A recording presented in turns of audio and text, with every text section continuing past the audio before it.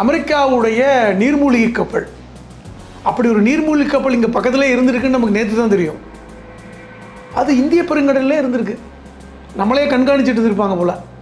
இப்போ எந்த அளவுக்கு பாருங்கள், அந்த கப்பலிலிருந்து ஏவுகணை மூலமாக தாக்கி இந்த ஈரானுடைய கப்பல் உடைக்கப்பட்டு நொறுக்கப்பட்டு 150 பேரும் கடலில் தத்தளித்து அதில் 87 பேர் மரணம் பலியாயிட்டாங்க.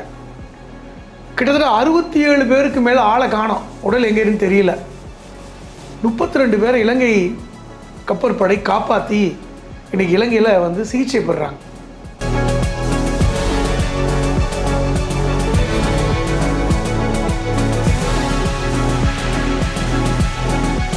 நாங்கள் அனுமதி கொடுத்த அந்த ஈரானுடைய கப்பல் இன்னைக்கு நிர்மூலமாக்கப்பட்டிருக்கிறது, தூள் தூளாக உடைக்கப்பட்டிருக்கிறது அப்படின்னு பெருமையாக அந்த வீடியோ பேசுகிறார்.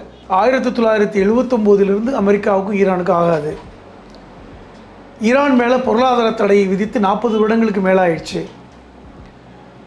ஈரானுடைய அரசு, மன்னர் அரசு வந்து வீழ்ச்சி அடைஞ்சதுக்கப்புறம் அப்பொழுது இருந்த மன்னர் அரசு அமெரிக்காவோட நெருக்கமாக இருந்தாங்க.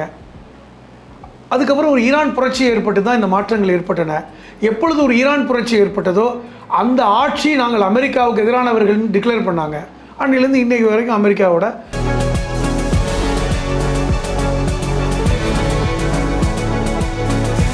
துபாயில் 2 ஹோட்டல் 5 ஸ்டார் ஹோட்டல் தாக்கப்பட்டிருக்கு. நீ கூட கேட்கலாம், 5 ஸ்டார் ஹோட்டல் எங்கே தாக்குனாங்க ஈரான்?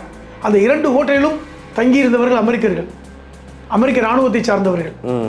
அங்கே தங்கியிருக்காங்கன்னு தெரிஞ்சு அடித்தாங்க. அடுத்தடுத்த தலைமைகள் இன்னைக்கு கூட்டு தலைமையாக இன்னைக்கு ஈரான் இருக்கு. ஒருத்தர் தலைமை இல்லை, அவருடைய மகன் இருக்காரு முஸ்தபா கமேனி, அவரை தான் அடுத்த சுப்ரீம் லீடர்ன்றாங்க. ஆனால் அவரை பதவி ஏற்க வைக்கல. ஆனால் இவங்க அமெரிக்கா வந்து இவங்களை வந்து அது காலகாலமாக அந்த ஒரு தலைவர்களையும் இந்த தீவிரவாத இயக்கத்தோடு சம்பந்தப்படுத்தி இவங்களெல்லாம் தீவிரவாதிகள், யார் தீவிரவாதிகள் அப்படின்ற ஒரு எண்ணத்தில் இருக்காங்களே, அதை உலக நாடுகளும் அது பிரச்சாரம் பண்ணுறாங்களே, இவங்க தீவிரவாதிகள். ஒரு பெண் பத்திரிகையாளர்கள் எப்படி பேசுகிறாரு, எவ்வளோ ஒரு முறைகேடான வார்த்தைகளை பயன்படுத்துறதை பார்க்குறோம். உனக்கு ஒன்றுமே தெரியாது, நீ ஒரு ஆஃப்டர் ஆல் ஒரு பெண்ணு, உனக்கு என்ன அறிவு இருக்குது, நீ முதல்ல வெளியே போ. இது எல்லாம் வலதுசாரியுடைய அந்த வார்த்தைகள் தான். நீங்கள் நல்லா கவனித்து பார்த்தா தெரியும். இந்த வலதுசாரி சிந்தனைவாதிகளுடைய வார்த்தைகளை ட்ரம்ப் வந்து பிரயோகப்படுத்திக்கிட்டே இருப்பார்.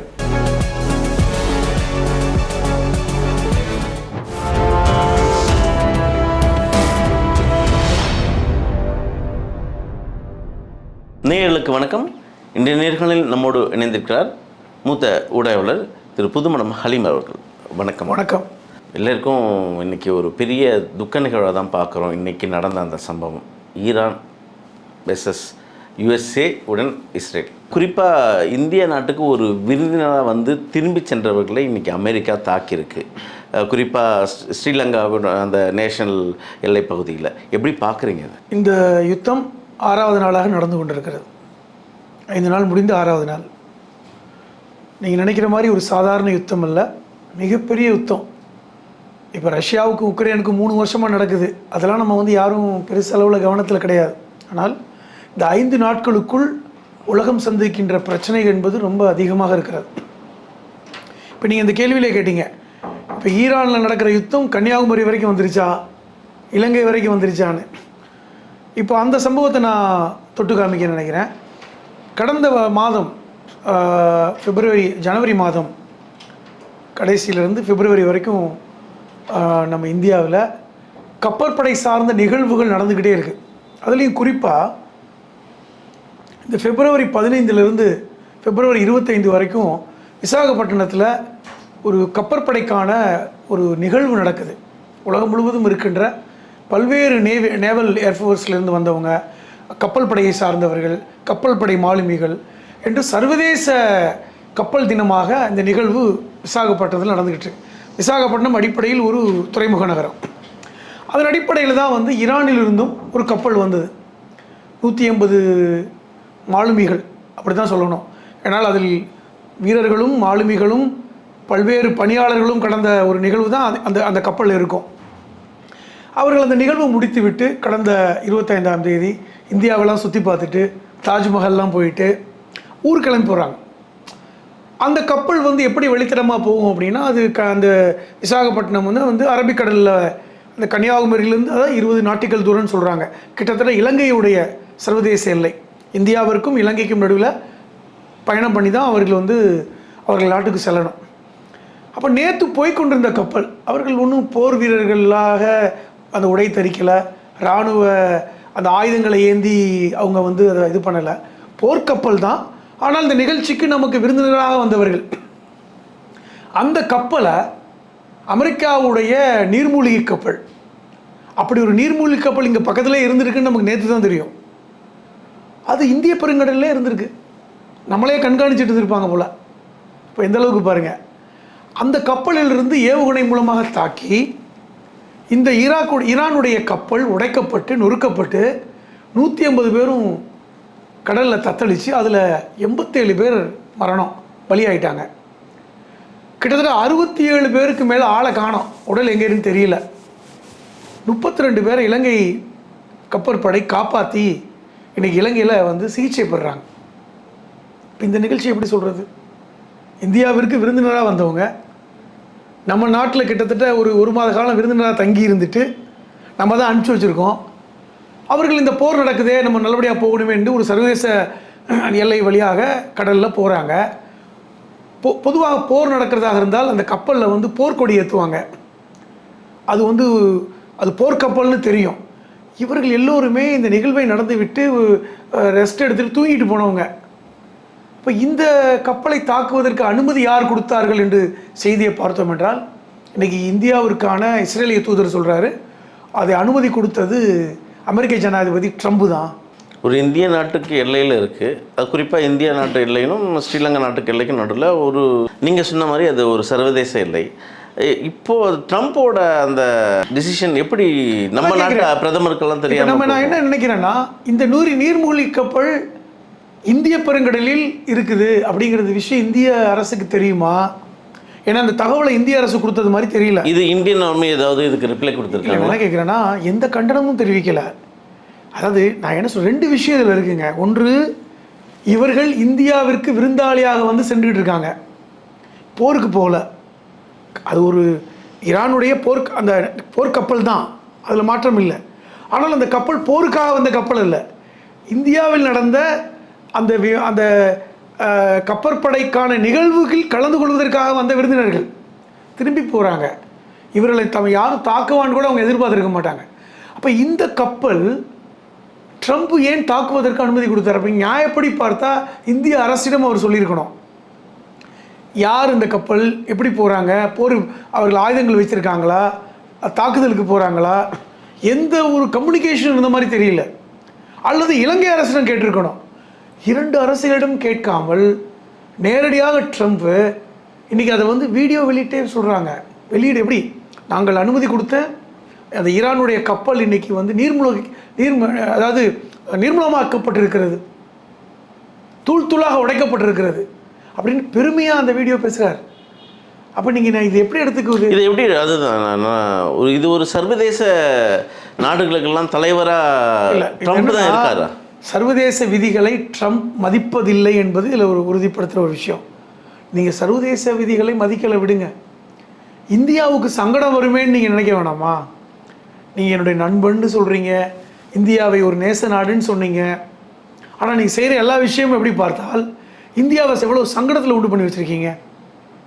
இந்தியாவுக்கே தெரியல இந்த கப்பல் உடைப்பட்டது, அதை ஏவுகணை மூலமாக தாக்குனது, அது சிக்கி சின்னாபினம் அடைந்து உடைந்து தூள் தூளாக வந்ததுக்கப்புறம் தான் தகவல் தெரியுது. அப்போ நம்மளுடைய எல்லை பாதுகாப்பு இவ்வளோ வீக்காக இருக்கா அப்படிங்கிற ஒரு கேள்வி வருதா இல்லையா? இப்படி ஒரு மிகப்பெரிய நீர்மூழ்கி கப்பல் நம்ம எல்லையை ஒட்டிக்கிட்டு இந்திய எல்லைக்குள்ளே இருந்திருக்கு அப்படிங்கிறது விஷயமே உங்களுக்கு தெரியலைன்னா, அப்போ இது ஒரு பாதுகாப்பு குறைபாடு இல்லையா? நம்ம பேசுகிறோம் பாகிஸ்தானில் தீவிரவாதிகள் காஷ்மீரில் ஊடுருவிட்டாங்கன்னு, அது யாருடைய குறைபாடுன்னெலாம் நம்ம பேசணும், உள்துறை பொறுப்பேற்கணும்னு பேசணும். இன்றைக்கி தென்னகத்தில் இந்தியாவுக்கு இலங்கைக்கு இடையில எத்தனை கிலோமீட்டர் இருக்குது? கிட்டத்தட்ட ஒரு 20 கிலோமீட்டர் தூரம் இருக்குமாங்க இந்தியாவுக்கு இடையில. அவங்களே சொல்கிறாங்க, கன்னியாகுமரியிலேருந்து 22 நாட்டிக்கல் தூரம், கிட்டத்தட்ட 30 கிலோமீட்டர் இருக்கும். அதில் ஒரு நீர்மூழ்கி கப்பல் இருந்து கொண்டு இருக்கிறது, அங்கிருந்து அடித்தாங்கன்னு சொல்கிறாங்க. அல்லது சிலர் இல்லை அது நெருக்கி வந்து இந்திய பெருங்கடலில் இருந்தது, அது எப்பொழுதுமே இருக்கிறது. அப்போ எத்தனை காலம் அது இருக்குது? அப்போ இந்தியாவுடைய பாதுகாப்பு ஒரு கேள்விக்குறி இல்லையா? ஏங்க நம்ம எல்லைக்குள்ள ஒரு நீர்மூழ்கி கப்பல் இருந்திருக்குங்கிற அந்த கேள்விக்குறி இருக்கே, பாதுகாப்பு. அப்போ இன்னும் எத்தனை நீர்மூழ்கி கப்பல் இருக்கப்போ? அப்போ இந்தியா கண்காணிக்கப்படுகிறதா? இப்போ நம்ம நம்பலையா நம்மளை அமெரிக்கா? இதுக்கெல்லாம் என்ன பதில்? இன்னைக்கு யாருமே வாயை திறக்கல. பிரதமர் உட்பட உள்துறை அமைச்சர், பிற அமைச்சர்கள் யாருமே வாயை திறக்கலையே. இது ஒரு செய்தியாக பத்திரிகையில் வந்து கடந்து போகிறாங்க. அதுதான் இப்போது நீங்கள் குறிப்பிட்டு பேசின மாதிரி ஒரு நம்ம இதுவரை இத்தனை நாள் நம்ம பார்த்தது வந்து ஒரு உலக நாடு, ஒரு இரு நாடுகளுக்கும் சண்டை. அதில் நம்ம வந்து பேசிகிட்டு இருந்தோம். 2 நாள் இஸ்ரேல் ஆகட்டும், ஈரான் ஆகட்டும், ஏதோ அவங்களுக்கான ஒரு போர் நடக்குது. ஆனால் இன்றைக்கி அப்படி இல்லை. நம்ம இந்திய நாட்டு எல்லைக்குள்ளே ஒரு யுஎஸ் உளவாளி கப்பல் இருக்குது. அந்த கப்பல் மூலயமா இன்றைக்கி ஸ்ட்ரைக் பண்ணியிருக்காங்க. எனக்கு என்னென்னா, இதுக்குள்ளே இருக்கிற அரசியல் என்ன? மக்கள் வந்து இது வெளிப்படையாக யாரும் பேசவில்லை, அவங்களுக்கும் தெரியல. ஈரானுக்கும் இஸ்ரேலுக்கும் சண்டை. இதில் வந்து யுஎஸ்ஏ வந்து இஸ்ரேலுக்கு ஆயுதம் கொடுத்தோ போர் மிலிட்ரி கொடுத்தோ சப்போர்ட் பண்ணுறாங்க. இது என்ன அரசியல் இதுக்குள்ளே ஒளிஞ்சிருக்கு? ஏன் இந்த போர் வந்து நடப்பதுக்கான இப்போது ஈரானை ஏன் அமெரிக்கா டார்கெட் பண்ணுறாங்க? ஈரானோடு என்ன முரண்படுறாங்க? இது இன்றைக்கி நேற்று நடக்கிறது இல்லை. 1979 அமெரிக்காவுக்கும் ஈரானுக்கும் ஆகாது. ஈரான் மேலே பொருளாதார தடையை விதித்து 40 வருடங்களுக்கு மேலாயிடுச்சு. ஈரானுடைய அரசு, மன்னர் அரசு வந்து வீழ்ச்சி அடைஞ்சதுக்கப்புறம் அப்பொழுது இருந்த மன்னர் அரசு அமெரிக்காவோட நெருக்கமாக இருந்தாங்க. அதுக்கப்புறம் ஒரு ஈரான் புரட்சி ஏற்பட்டு தான் இந்த மாற்றங்கள் ஏற்பட்டன. எப்பொழுது ஒரு ஈரான் புரட்சி ஏற்பட்டதோ அந்த ஆட்சி நாங்கள் அமெரிக்காவுக்கு எதிரானவர்கள் டிக்ளேர் பண்ணாங்க. அன்னிலேருந்து இன்றைக்கு வரைக்கும் அமெரிக்காவோட முரண்பட்டுருக்காங்க. எல்லா பல்வேறு ஜனாதிபதிகளும் முரண்பட்டு தான் இருக்காங்க. ட்ரம்ப் வந்து உச்சகட்டமாக போயிட்டார். இப்போ இஸ்ரேலுக்கும் ஈரானுக்கும் தான் உண்மையிலே பிரச்சனை. இப்போ நீங்கள் இஸ்ரேலுக்கு மிகப்பெரிய அச்சுறுத்தலாக ஈரான் இருக்குதுன்னு சொல்லி இஸ்ரேலே சொல்கிறாங்க. மற்ற அரபு நாடுகள் கூட கிடையாது. இப்போ இன்றைக்கி வளைகுடா நாடுகள் என்று சொல்லக்கூடிய Saudi Arabia, Qatar, Oman, Bahrain, அரபு அமீரகம், குவைத், இந்த நாடுகள் எல்லாம் அமெரிக்காவுடைய நட்பில் இருக்கின்றன. கிட்டத்தட்ட அமெரிக்கா சொல் பேச்சை கேட்கின்ற நாடுகளாக மாறிவிட்டன. ஆனால் ஈரான் அரபு நாடு அல்ல. அது வந்து ஒரு பாரசீக மொழியை பேசக்கூடிய பாரசீக நாடு. ஆனால் அரபு நாடை ஒட்டி இருக்குது. சொல்லப்போனால் அந்த ஈரானுக்கும் அரபு அமீரகத்துக்கும் இடையில் ஒரு சின்ன துறைமுகம்தான். குவைத்துக்கும் ஈரானுக்கு இடையில் எல்லைகள் இருக்குது. அப்போ இந்த குவைத்திலையும் அரபு அமீரகத்திலையும் அமெரிக்கா பேஸ் இருக்குது. சவுதி அரேபியாவில் ரியாத்தில் அமெரிக்காவுடைய அந்த தளம் இருக்குது. கத்தாரில் இருக்குது, பஹ்ரைனில் இருக்குது, குவைத்தில் இருக்குது, ஈராக்கில் இருக்குது. சுற்றி 8 இடங்களில் அமெரிக்காவுடைய தளங்கள் இருக்கின்றன. கிட்டத்தட்ட அமெரிக்காவே இருக்கிற மாதிரி தான். அப்போ இன்றைக்கி வளைகுடா நாடுகளை ஆட்சி செய்வது உண்மையிலே அமெரிக்கா தான். நீங்கள் இதை புரிஞ்சுக்கணும். சுற்றி இருக்கின்ற வளைகுடா நாடுகளில் அமெரிக்காவுடைய ஆதிக்கம் இருக்குது. அப்போ இந்த இடங்களெல்லாம் இன்றைக்கி ஈரான் தாக்குறாங்க. உடனே என்ன வருது? அரபு நாடுகளை ஈரான் தாக்குது. அவங்க தெளிவாக சொல்கிறாங்க, நாங்கள் அரபு நாடுகளை தாக்கலையே, அந்த இடத்த தாக்குறோம், மிலிட்ரி பேஸ். காரணம் அங்கிருந்து எங்களை தாக்குறாங்க, அதனால நாங்கள் திருப்பி தாக்குறோம். இப்போ உங்களுக்கு அங்கே வீடு இல்லாமல் இருக்கலாம். நீங்கள் ஒரு வீடை வாடகைக்கு பிடிச்சி எங்களோட சண்டை போட்டால் அந்த வீடை தாக்க தானே செய்வோம். அந்த வீட்டு ஓனர் வந்து என் வீட்டை தாக்குறீங்களே அப்படின்னு கேட்பதில் என்ன நியாயம் இருக்கிறது அப்படின்னு நான் சொல்கிறாங்க. இப்போ நேற்று அரபு அமீரகத்தில் பல்வேறு இடங்களில் அமெரிக்காவுடைய அந்த நேவல் ஸ்டேஷன் அல்லது வந்து ஆர்மியுடைய அந்த ஸ்பேஸு எல்லா இடத்துலையும் போட்டிருக்காங்க. இப்போ உடனே அரபு அமீரகத்தில் வந்து இன்றைக்கி அரபு நாடுகளில் ஈரான் வந்து இன்றைக்கி ஏவுகணை தாக்குதல் நடத்துனதுனால பாதுகாப்பு இல்லாமல் இருக்குதுன்னு ஒரு குற்றச்சாட்டை முன் வச்சது யார்? அமெரிக்கா. நேற்று பார்த்திங்கன்னா அரபு அமீரகத்துடைய இளவரசர் சாதாரணமாக வந்து மக்களாக பேசுகிறாங்க, பயப்படாதீங்க, நமக்கு ஒன்றும் இல்லை. யார்? அரபு அமீரகத்துடைய இளவரசர் ஹம்தான் அல் மக்தூம். அவர் மக்களை பார்த்து ஹாய் சொல்கிறாரு, ஷாப்பிங் மாலில் போகிறாரு, அவரை தாக்குதலையே. அப்போ பட்டவர்த்தனமாக அங்கே போயிட்டுருக்காருன்னு கண்டுபிடிக்க முடியாதா? நான் என்ன கேட்குறேன், இன்றைக்கி எப்படி டெக்னாலஜி இருக்குன்னு நினைக்கிறீங்க? துல்லியமாக தாக்கலாம். துபாயில் 2 ஹோட்டல் 5 ஸ்டார் ஹோட்டல் தாக்கப்பட்டிருக்கு. நீ கூட கேட்கலாம், 5 ஸ்டார் ஹோட்டல் எங்கே தாக்குனாங்க? ஈரான். அந்த 2 ஹோட்டலிலும் தங்கியிருந்தவர்கள் அமெரிக்கர்கள், அமெரிக்க இராணுவத்தை சார்ந்தவர்கள். அங்கே தங்கியிருக்காங்கன்னு தெரிஞ்சு அடித்தாங்க. ஏன் மற்ற ஹோட்டல் தாக்கல? அப்போ துல்லியமான தாக்குதல். அந்த டெக்னாலஜி ஈரான்கிட்ட இருக்குது. அது யார் கொடுத்தாங்களோ அது அடுத்த கேள்வி. 40 வருடம் வந்து பொருளாதார தடை விதிக்கப்பட்ட ஒரு நாட்டில் இவ்வளோ டெக்னாலஜி எப்படி வந்தது? இந்த கேள்வி இருக்குல்ல. தாக்குனாங்க. நீங்கள் அதே டெக்னாலஜியை நான் சொல்கிறேன், இஸ்ரேலிலிருந்து ஈரான் அடித்தாங்க. 20 பள்ளிக்கூடங்கள் தாக்கப்பட்டிருக்கு. அது எதேச்சியாக நடந்ததா? 20 பள்ளிக்கூடங்கள், கிட்டத்தட்ட 400 மாணவர்கள் கொல்லப்பட்டிருக்காங்க 2 நாளில். எல்லாமே 10 வயசு 8 வயசு பிள்ளைகள், பச்சை பிள்ளைங்க. இதுக்கு பொறுப்பு யார் எடுத்துக்கணும்? நான் எதேச்சியாக வந்து யுத்தத்தில் சாத்தியம்தான், யுத்தம் நடந்தால் எல்லாமே நடக்கும்னு நான் சொல்லுவாங்க. அப்போ இஸ்ரேலில் ஏதாவது ஒரு பள்ளிக்கூடம் தாக்கப்பட்டிருக்குன்னு செய்தி வந்திருக்கா? இந்த அரபு நாடுகளில் ஒரு பள்ளிக்கூடம் தாக்கப்பட்டிருக்குன்னு செய்தி வந்திருக்கா? மருத்துவமனை தாக்கப்பட்டிருக்குன்னு செய்தி வந்திருக்கா? அப்போ திட்டமிட்டு பள்ளிக்கூடங்களை தாக்குறாங்க. ஏன் என்றால் அதற்கு ஈரான் அமைச்சரே சொல்கிறாரு, குழந்தைகள் கொல்லப்பட்டால் மக்கள் கொந்தளிப்பாங்க, கிளர்ச்சி ஏற்படும். இப்போ ஏற்கனவே ஈரானில் உள்ள கிளர்ச்சி ஏற்பட்டிருந்தது. இந்த யுத்தத்துக்கு முன்பாக, இந்த ஆயதுல்லா அலி கமேனி கொல்லப்படுவதற்கு முன்பாக மிகப்பெரிய அளவில் ஒரு கிளர்ச்சி இருந்தது. ஆனால் இன்றைக்கி வந்து கமேனி கொல்லப்பட்டதுக்கப்புறம் அந்த கிளர்ச்சி எங்கே போச்சு? இன்றைக்கி மீண்டும் ஒரு கிளர்ச்சியை தூண்டு விடுறாங்க. அங்கே ஏற்கனவே ஈரானை ஒட்டி குர்தீஸ் மக்கள் நிறையா வாழ்கிறாங்க. ஏற்கனவே குர்தீஸ் தனிநாடு வேணும் என்று ஒரு பெரிய போராட்டம் நடந்துக்கிட்டு இருக்கு. அதாவது ஈரான், ஈராக்கில், துருக்கியில், சிரியாவில் சில பகுதிகளை சேர்த்து அங்கே ஒரு 5 கோடி குர்தீசின மக்கள் இருக்காங்க. இவர்களெல்லாம் எப்படி இருக்காங்கன்னா, கொஞ்சம் பேர் ஈரானில் இருக்காங்க, கொஞ்சம் பேர் ஈராக்கில் இருக்காங்க, கொஞ்சம் பேர் சிரியாவில் இருக்காங்க, கொஞ்சம் பேர் துருக்கியில் இருக்காங்க. இதெல்லாம் பிரிஞ்சு பிரிஞ்சு கிடக்கிறாங்க. எங்களுக்கு தனி குர்திஸ்தான் ஒரு நாடு கொடுங்கன்னு ஒரு போராட்டம் நடத்திட்டு இருக்காங்க. அதில் பெரும்பான்மையான பகுதி ஈரான் தான். அந்த ஈரானோடு அவர்கள் வந்து முரண்படுவாங்க, சண்டை நடக்கும், கிளர்ச்சி நடக்கும், எல்லாம் நடக்கும். அவர்களை இன்றைக்கி தூண்டி விடுறாங்க அமெரிக்கா. ஆனால் அந்த குர்தீசத்துடைய தலைவர்கள் இன்றைக்கி ஈரானோட சண்டை பிடிக்காமல், அது நமக்குள்ள பிரச்சனை, அமெரிக்காவோட நாங்கள் உடன்பட மாட்டோம்னு சொல்லி தனியாக நிற்கிறாங்க. இப்போ நான் என்ன சொல்ல வரேன்னா, இதில் என்ன பயன்னு கேட்டீங்க. இப்போ ஈரான் அடிக்கிறதுனால என்ன பயன்? ஒவ்வொரு நாளும் $2 பில்லியன் செலவு நடந்துக்கிட்டு இருக்கு அமெரிக்காவுக்கு. $2 பில்லியன் எவ்ரிடே. இவ்வளோ காசு நஷ்டம் அடையணுமா? லாபம் வேணும்ல. ஆனால் இது எல்லாம் இஸ்ரேலுக்காக. அவங்களுக்கு நல்லா தெரியும், இஸ்ரேல் இன்றைக்கி பெரிய நெருக்கடியில் இருக்குது பாலஸ்தீன விஷயத்தில். அது வந்து தன் எல்லையை விரிவுபடுத்தணும்.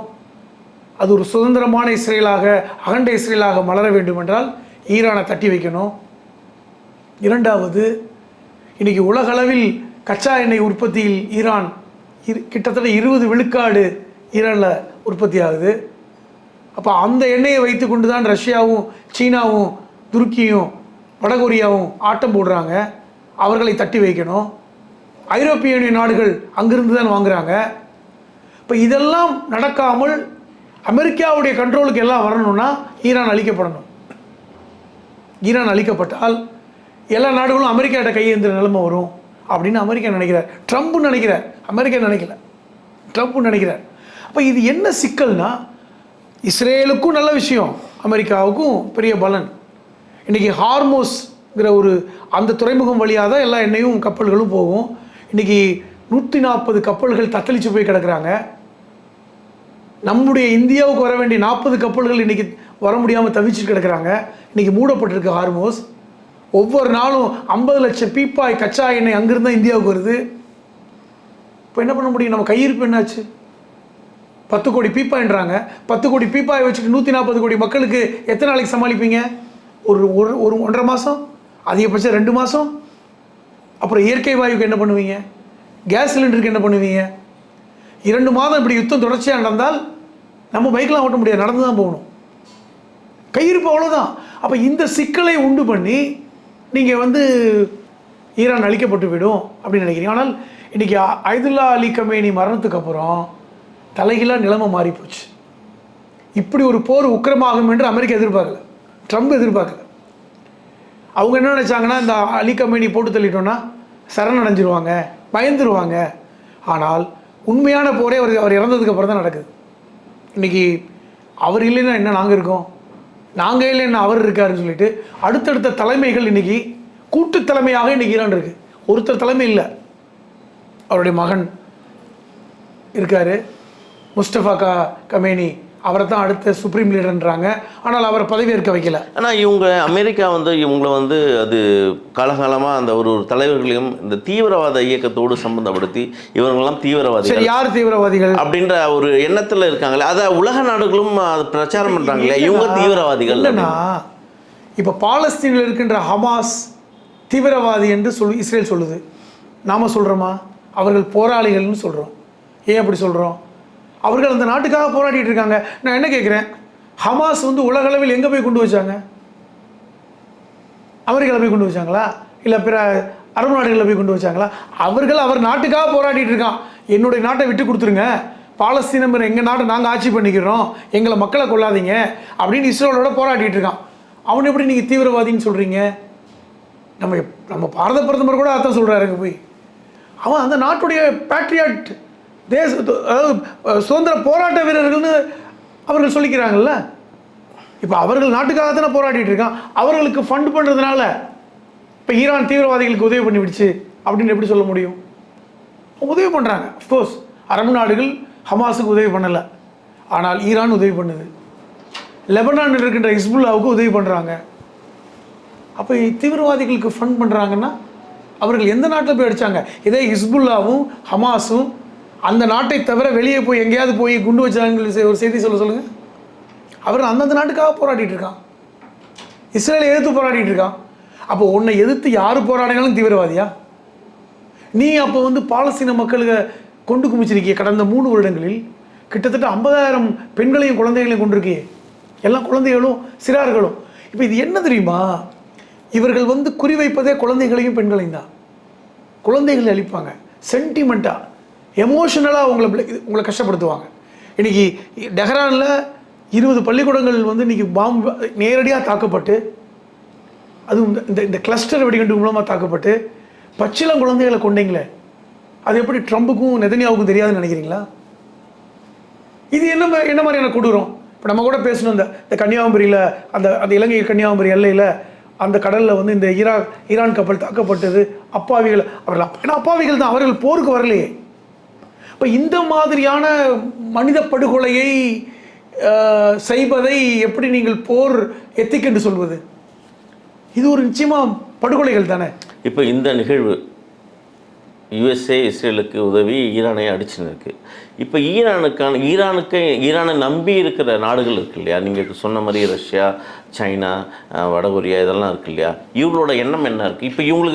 இப்போ யுஎஸ்ஏ எப்படி இஸ்ரேலுக்கு சப்போர்ட் பண்ணுதோ அது மாதிரி ஈரானுக்கு இவங்க சப்போர்ட் பண்ண. என்னன்னா, இப்போது இஸ்ரேலுக்கு அமெரிக்கா வெளிப்படையாக சப்போர்ட் பண்ணுது, நேரடியாக இறங்கி தான் பண்ணுறாங்க. இந்த அரபு நாடுகளை சுற்றி இருக்கின்ற இந்த கல்ஃப் வளைகுடாவில் இருக்கின்ற 8 இடங்களில் அமெரிக்காவுடைய படைகள் இருக்கின்றன. அது வெளிப்படையாக தெரியுது. அந்த இடத்த தான் நாங்கள் தாக்குறோம்னு சொல்லி ஈரான் சொல்கிறாங்க. வேறு யாரையும் நாங்கள் தாக்க மாட்டோன்னு சொல்கிறாங்க. இதை இந்த அரபு நாடுகளும் நம்புவதன் காரணமாக தான் அந்த தலைவர்கள் வெளியே நடமாடிட்டு இருக்காங்க. நான் அதுக்கு தான் சொன்னேன். புரியுது. இந்த ஹம்தான் துபாயோட இளவரசர் நேற்று வெளியே நடமாடிக்கிட்டு போனார். அப்போ வந்து அவரை காலி பண்ணுறதா இருந்தால் ஒன்றும் 10 நிமிஷம் ஆகுமா? அதை செய்யலை. அதே போன்று இந்த பேலஸ்ன்னு சொல்லக்கூடிய அரண்மனைகள் எல்லாம் வெளிப்படையாக தெரிஞ்ச அரண்மனைகள் தான். இங்கெல்லாம் அந்த குடும்பத்துடைய அரசருடைய குடும்பங்கள் இருக்கின்றன. இன்றைக்கி சவுதி அரேபியாவில் ரியாத்தில் அந்த குடும்பம் இருக்குது. பஹ்ரைன்லாம் ஒரு சின்ன தீவு தான், அதில் பஹ்ரைனுடைய மன்னர் இருக்கிறாரு. கத்தருடைய அதிபர் இருக்கிற மாளிகை பட்டவர்த்தனமாக எல்லாருக்கும் தெரியும். இப்போ நீங்கள் அமெரிக்க பேச அடிக்கின்ற ஈரான் இந்த அதிபர்களுடைய மாளிகையை அடிப்பதற்கு எவ்வளோ நேரம் ஆகும்? இது ஒரு 10-15 நிமிஷத்தில் எல்லாரையும் தூக்க முடியுமா? ஒரு ரொம்ப எளிதான காரியம்தான். ஆனால் அது அவர்கள் செய்யலை. அவர்கள் அதை செய்ய மாட்டார்கள் என்று இந்த அரபு நாடுகளும் நம்புகின்றன. அப்போ அவங்களோட சண்டை இல்லை. இப்போ இந்த இடத்த தான் அடிக்கிறாங்க. இப்போ ஈரான் ஒரு விஷயத்தை தெளிவாக சொல்லிட்டாங்க. என்னென்னா, போரை ஆரம்பித்தது அமெரிக்கா, நாங்கள் ஆரம்பிக்கலை. எங்கள் தலைவரை நாங்கள் இழந்திருக்கிறோம். அவர் ஒன்றும் பதுங்குகுழிகளாக இல்லை. நாங்கள் பதுங்குகுழியில் இருக்கும் சொல்லும் பொழுது அவர் சொன்னார், 9 கோடி மக்களும் பதுங்குழியில் இருக்காங்களா, நான் மட்டும் ஏன் பதுங்குழியில் இருக்குன்னு கேட்டார். எனக்கு 86 வயசு ஆயிடுச்சுன்னு சொன்னார். அதான் தலைவர் இந்த பேச்சை வந்து அவருடைய உதவியாளர் ஒருத்தர் நேற்று டைம்ஸ் நவ்வில் பேசுகிறார். எங்கள் தலைவர் இப்படி தான் சொன்னார், நீங்கள் பதுங்குகுழியில் போங்கன்னு சொல்லும் பொழுது இப்போ இந்த 90 மில்லியன் பீப்புளையும் நீங்கள் பதுங்குகுழியில் போகிறதுக்கு அரேஞ்ச் பண்ணியிருக்கீங்களா? 90 மில்லியன் ஈரானியர்களுக்கும் நீங்கள் இந்த பாதுகாப்பை கொடுக்க முடியுமா? எனக்கு மட்டும் ஏன் கொடுக்குறீங்க? நான் சாவதற்கு தயார் அப்படின்ட்டே சொன்னார். இன்றைக்கி கொல்லப்பட்டிருக்கிறார். அதுவே அவர் துணிச்சல் தான். நான் இறந்ததுக்கப்புறம் தான் ஒரு முடிவு வரும்னு கூட சொன்னார். ஏன்னா அவர் இறந்ததுக்கப்புறம் ட்ரம்ப் நினச்சது மாதிரி சரண் அடைச்சிட்டாங்களா? ஏன் நடக்கலை? நான் கேட்குறேன். அவர் தானே உங்களுக்கு பெரிய அச்சுறுத்தலாக இருந்தார். அவர் கொல்லப்பட்டதுக்கப்புறம் ஏன் ஈரான் சரணடையலை? இன்றைக்கி கத்தார் மூலமாக பேச்சுவார்த்தைக்கு தூது விடுறாங்க. ஆனால் ஈரான் தெளிவாக சொல்லிவிட்டது, இட் இஸ் அன் எண்ட்லெஸ் வார். நாங்கள் இழப்பதற்கு எதுவுமே இல்லை, நிறையா இழந்துட்டோம். ஆயிரக்கணக்கான மக்கள் கொல்லப்பட்டிருக்காங்க. பள்ளிக்கூடங்கள், அத்தனை பள்ளிக்கூடங்களும் சேதமடைந்திருக்கின்றன. பிஞ்சு குழந்தைகள் கொல்லப்பட்டிருக்காங்க. ஆனால் நாங்கள் திருப்பி தாக்க தான் செய்வோம். இதற்கான விலையை கொடுக்காமல் இந்த யுத்தம் முடிவடையாது. சும்மா சொல்கிறேன். இல்லை, இவ்வளோ போல்டாக ஈரான் இறங்கி யூஎஸ்ஏ அடிக்கிறாங்க, இஸ்ரேலையும் அடிச்சுட்டு இருக்காங்க. ஆனால் நம்ம நாலேஜ் பொறுத்தவரை இன்றைக்கி வலுவான இருக்கிறது வந்து இஸ்ரேலும் யூஎஸும் தானே பார்க்க வேண்டியதாக இருக்குது. எந்த ஒரு அடிப்படையில் ஈரான் வந்து இறங்கி அடிக்கிறாங்க அவங்க? அதாவது துணிச்சல் தாங்க. என்ன கேட்குறேன், நீங்கள் என்னை வந்து 2 அடி அடிச்சுன்னா நான் 1 அடி திருப்பி அடிக்க மாட்டேனா அப்படிங்கிற துணிச்சல். இரண்டாவது, திருப்பி அவங்க சொல்கிற விஷயத்தை நான் உங்களுக்கு கோட்டிட்டு காமிக்கிறேன். இஸ்ரேலுடைய வெளியுறவு அமைச்சர் அப்பாஸ் யாராக்கி இந்த விஷயத்தை பத்திரிகையாளர்கிட்ட சொன்னது, நாங்களாக சண்டைக்கு போகல, நாங்கள் சண்டையை ஆரம்பிக்கலை, பேச்சுவார்த்தைக்கே கூப்பிட்டாங்க, நாங்கள் ஜெனீவாவுக்கு போய் பேச்சுவார்த்தை கூட நடத்தினோம். அப்போ பேச்சுவார்த்தைக்கும் நாங்கள் உடன்பட்டோம், சண்டையும் நாங்கள் ஆரம்பிக்கலை. நாங்கள் வந்து நாங்கள் ஒருத்தனை போய் அப்பாவிகளை எதையும் நாங்கள் கொலை பண்ணலை. அவர்கள் தான் சண்டையை ஆரம்பித்தார்கள். அவர்கள் தான் எங்கள் தலைவரை கொலை செய்திருக்கிறார்கள். எங்களுடைய தலைவர்கள், பல்வேறு தலைவர்கள் கொல்லப்பட்டிருக்காங்க. பல்வேறு அசம்பிளி மெம்பர்ஸ் கொல்லப்பட்டிருக்காங்க. அப்பாவிகள் கொல்லப்பட்டிருக்காங்க. இதுக்கு திருப்பி தாக்குதல் நடத்துவது என்பது எங்களுடைய அடிப்படை உரிமை. நாங்கள் கோழைகள் அல்ல பணிவதற்கு. இப்பொழுது கூட வந்து போர் நிறுத்தம் ஏற்படுமானால் அதை கண்ணியமான முறையில் அவர்கள் அழைப்பு கொடுத்தால் நாங்கள் ஏற்றுக்கொள்வோம். நல்ல வார்த்தையை பாருங்கள். போர் நிறுத்தம் நாங்கள் கொடுக்க போகிறதில்ல, நாங்கள் வந்து பணிய போகிறதில்ல. ஆனால் அதை கண்ணியமான முறையில், they should respect us. எங்களை கண்ணியமான முறையில் நீங்கள் போர் நிறுத்தத்துக்கு வந்தால் நாங்கள் பேச்சுவார்த்தைக்கு தயார். ஆனால் எங்களுடைய இழப்புக்கு அவங்க பதில் கொடுத்துருக்கணும். எங்கள் இழப்புக்கு காம்பன்சேஷன் வேணும். இதுதானே நியாயமாக இருக்க முடியும். ட்ரம்புக்கோ நெதன்யாவுக்கோ இந்த மாதிரியான ஒரு எத்திக்கான யுத்தம் செய்வதோ, ஒரு எத்திக்கல் கிரவுண்டில் நீங்கள் அடிப்படையை பார்த்தா தெரியும். ட்ரம்புடைய பேச்சை பத்திரிகையாளர்களிடமே அவர் எப்படி நடந்துக்கிறாரு, ஒரு பெண் பத்திரிகையாளர்களும் எப்படி பேசுகிறாரு, எவ்வளோ ஒரு முறைகேடான வார்த்தைகளை பயன்படுத்துகிறத பார்க்குறோம். உனக்கு ஒன்றுமே தெரியாது, நீ ஒரு ஆஃப்டர் ஆல் ஒரு பெண்ணு, உனக்கு என்ன அறிவு இருக்குது, நீ முதல்ல வெளியே போ. இது எல்லாம் வலதுசாரியுடைய அந்த வார்த்தைகள் தான். நீங்கள் நல்லா கவனித்து பார்த்தா தெரியும். இந்த வலதுசாரி சிந்தனைவாதிகளுடைய வார்த்தைகளை ட்ரம்ப் வந்து பிரயோகப்படுத்திக்கிட்டே இருப்பார். இதுதான் நெத்தன்யாஹூ. மதிக்க மாட்டாங்க, குழந்தைகள் சாவதையும் மதிக்க மாட்டாங்க. சின்ன பிள்ளைங்க சத்தம் எங்களுக்கு என்ன? நேற்று சொல்கிறாரு ட்ரம்ப், கேட்குறாங்க, என்னங்க எப்போ யுத்தம் முடிவடையும், நான் இன்னும் டயர்ட் ஆகலையேன்றார். இது எப்படிப்பட்ட ஒரு மனிதாபிமானற்ற ஒரு வார்த்தை. போர் நிறுத்தம் அவங்க வந்தாங்கன்னா நான் போர் நிறுத்தத்துக்கு ஒத்துக்குவோம், அல்லது வந்து இது ஒரு முடிவு ஏற்படும், நாங்களும் போர் நிறுத்தத்தை தான் விரும்புகிறோம், இப்படித்தானே ஒரு தலைவர் பேசுவாங்க. நான் இன்னும் போர் ஆகலை, எனக்கு இன்னும் போர் அடிக்கலை. அப்போ இது இன்னும் என்டர்டெயின்மெண்ட்டா அவருக்கு? குழந்தைகளும் மக்களும் ஒரு சிவிலியனும் கொல்லப்படுவது என்பது அவருக்கு ரசிக்கின்ற செயலாக. இதுவரை நிலைப்பாட்டில் இருக்காரு ட்ரம்ப். அமெரிக்கா மக்கள் எப்படி ட்ரம்ப் இந்த அளவுக்கு இல்லைங்க, அவர்கள் ஏற்கனவே சலிச்சு போயிட்டாங்க. அவர்கள் ட்ரம்பை மீண்டும் தேர்வு செய்ததுக்கான பலனை இன்னைக்கு அனுபவிச்சுட்டு இருக்காங்க. நீங்கள் நினைக்கிறீங்க ட்ரம்பால் எவ்வளவு சிக்கல்களை இன்றைக்கி அமெரிக்கா சந்தித்து கொண்டிருக்கிறது என்று? இன்றைக்கி அமெரிக்கன்ஸ் வந்து வெக்கப்படுறாங்க. அதாவது இவர் ரிபப்ளிக் கட்சி, டெமோக்ராட்டிக் கட்சி, மன்னிக்கணும், இவர் ரிபப்ளிக் கட்சி. டெமோக்ராட்டிக் கட்சியை சார்ந்த செனட்டர்கள் இன்றைக்கி கொந்தளிச்சு போய் பேசுகிற விஷயங்கள்லாம் வெளியே நமக்கு வரல. நேற்று கூட அவருடைய காங்கிரஸ் அந்த இதில் வந்து பேசும்போது ஒருத்தர் வந்து, அவர் செனட்டர், அவர் முன்னாள் இராணுவத்தை சார்ந்தவர், அவர் ஒரு பெரிய பொறுப்பில் இருந்தவர். அவர் இந்த போர் வந்து திணிக்கப்பட்டிருக்கு, இது அமெரிக்க அறிவிற்கு தலைகுனிவுன்னு சொல்கிறத வலுக்கட்டாயமாக வெளியே இழுத்துட்டு போகிறாங்க. இப்போ என்ன மாதிரியான ஜனநாயகம் இருக்குது? நான் ஒன்று கேட்குறேன், ட்ரம்ப் பதவிக்கு வந்த நேரத்தில் என்ன சொன்னார்? நான் போர்களை நிறுத்துவதற்காக பதவிக்கு வந்திருக்கேன், 7 போரை நிறுத்திட்டேன், நான் தான் உலகத்தில் அமைதியை ஏற்படுத்துகிறேன், எனக்கு அமைதிக்கான நோபல் பரிசு கிடைக்கணும். அப்படி சொல்லி கொண்டிருக்கும் ஒருவர் இன்றைக்கி எத்தனை அப்பாவிகள் கொல்லப்படுவதற்கு காரணமாக இருக்கார். ஏன்னா இவர்கள் சொல்வதும் செய்வதும் வெவ்வேறு தான். மோசமான மனநிலையில் இருக்கின்ற ஒரு நபர், அப்படி தான் நம்ம சொல்ல முடியும்.